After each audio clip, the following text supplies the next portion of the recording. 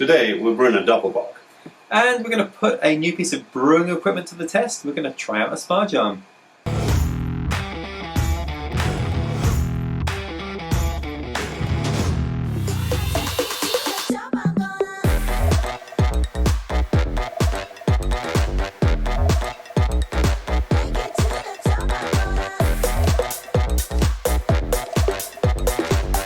Hi, I'm Martin Keane. I'm taking the Homebrew Challenge to brew 99 different beer styles. Today it's Doppelbock, and I'm here with Mr. Doppelbock connoisseur himself, Hernan. Enthusiast.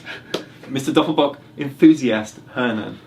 Now, we brewed this beer a little while back, and I think it's fair to say it was not without incident. I'm here with Hernan, and today we are brewing Doppelbock.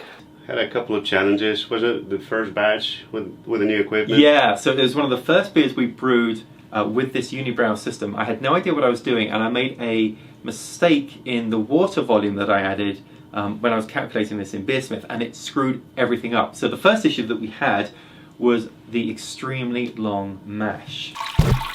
Well, we mashed for How many days?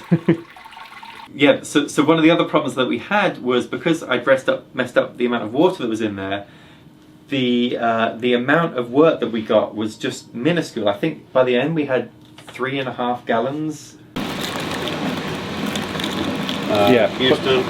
And then, as if all of that wasn't bad enough, then you managed to scald your hand with boiling wort. And we have an unfortunate spilling accident. Yeah, the hose, we were running the pump and at boiling temperature, and one of the clamps came off, and the hose just started spraying boiling liquid, and yeah, I got caught. But how did the beer end up? You ended up taking the cake with you. How did it turn out? It's definitely a Doppelbock. I'm still sipping. I want to let it... You still have it? I still have it. Wow. And keeps maturing and getting richer. So that one, not a total failure. The brew process was difficult and painful, but still it tastes like a Doppelbock. I'm glad. As did that aroma too. I'm glad that the scar that you have on your hand was not completely in vain. No. No pain, no gain, I guess. Right, so let's talk recipe for this beer. This is a big beer. It's known as liquid bread by the monks, and originally it was... That sounds right. Yeah, it was brewed for monks who were fasting, and this was how they'd get their calories. So we are building a big beer. It's going to come out, we hope, at 1084 as the gravity. So Hernan, how are we going to get there? So the biggest thing here, we have 12 pounds of dark Munich. Yep, and then on top of that, for the base, I have 2 pounds of German Pilsner malt. And then the only specialty malt that we are adding is 1 pound of Caramunich III, which will give us that nice, dark, roasty colour and flavour that we're looking for from this beer.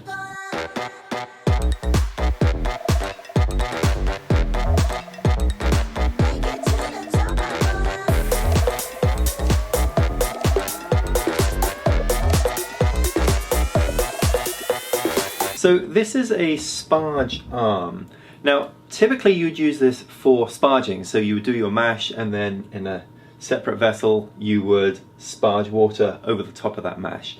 But I'm going to use it in my recirculating brew in a bag setup. So if I turn it on, you can see what I mean.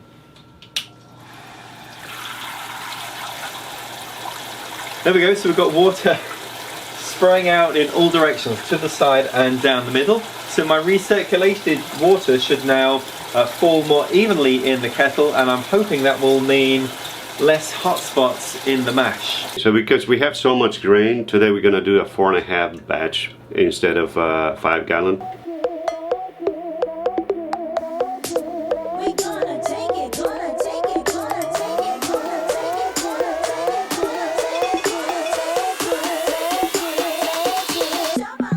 We're sort of trying to get this balanced right, so I keep changing the power of the pump, throttling it and opening it again just to get to the right level so that this isn't pulling too hard and getting stuck. What's happening is the water level is rising here.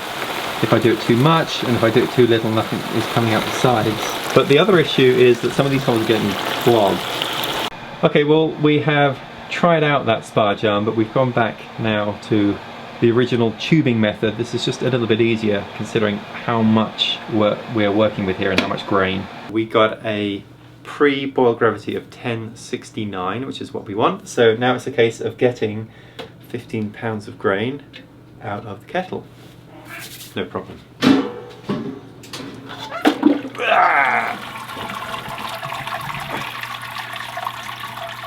All right, we'll let that drain, then bring it to a boil and start adding the hops.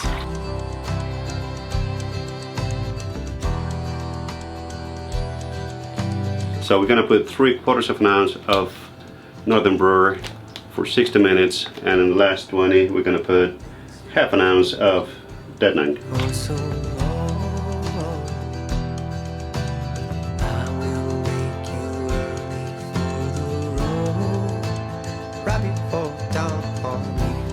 Okay, so we have put the beer in the fermenter. Now we got to a gravity of 1085. 1085, so we got it on the money. We ended up with a bit over 4 gallons of beer, so that's an improvement. But it was, I mean, we said we're going to start with 4.5 instead of 5, and with all the what goes in the hoses and measurements. Yep. I think we came up right where we need to be. Yeah, I think so.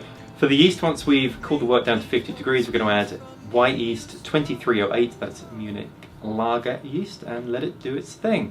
So, looks like we had some success. Any burns or anything this time? Nothing, have all the fingers. Well, then we'll call that success.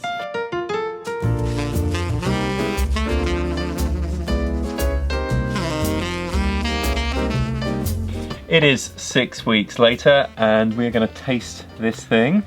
Doppelbock. Now, you may have noticed, new set design here. So what this actually is a bit of plywood that I put up yesterday, and then got some tape, some flooring tape, and then put this vinyl flooring up here behind us. So gone is the old fake brick wall from the blanket, and now we actually have something solid. Just kill the mystery. Yeah, I know. All right, so the notes on this beer, as I say, this is 6 weeks old, and the beer finished at 1020, which is what we expected. It's a bit higher gravity finishing than some of the other beers that we've done, but for the style that's about right, and this has come in as an 8.5% 8.5, which is what we were going for. Yep.